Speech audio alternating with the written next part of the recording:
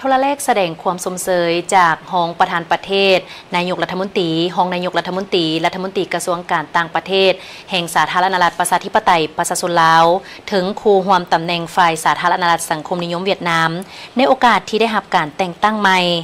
ถึงสหายนางวอทีแองซวนเลขาธิการศูนย์กลางพรรคห้องประธานประเทศแห่งสาธารณรัฐสังคมนิยมเวียดนามข้าพเจ้ามีความรู้สึกปิติยินดีเป็นอย่างยิ่งเมื่อทราบข่าวว่า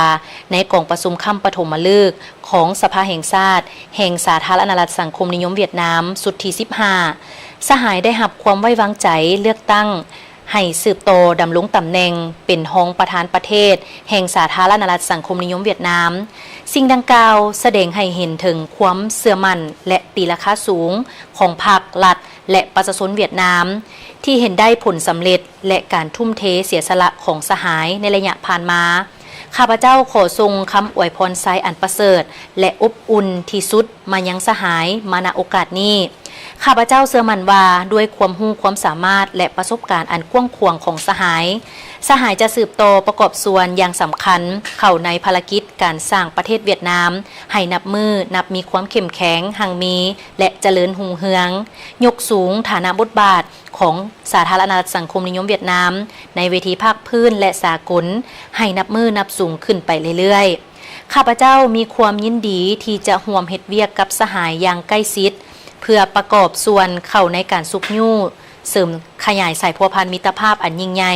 ความสามัคคีพิเศษการร่วมมือรอบด้านและหุ้นส่วนยุทธศาสตร์ระหว่างสองชาติพวกเขาให้นับขยายตัวอย่างบ่หยุดยั้งขออวยพรไส้อันประเสริฐมายังสหายจงมีพลานามัยสมบูรณ์มีความผาสุกและประสบผลสำเร็จในภารกิจอันมีเกียรติและสูงส่งของสหายอวยพรให้สายพัวพันมิตรภาพอันยิ่งใหญ่ความสามัคคีพิเศษการร่วมมือรอบด้านและหุ้นส่วนยุทธศาสตร์ระหว่างลาวเวียดนามจงมั่นคงขนงแกนตลอดกาลนานด้วยความนับถือและหักแพง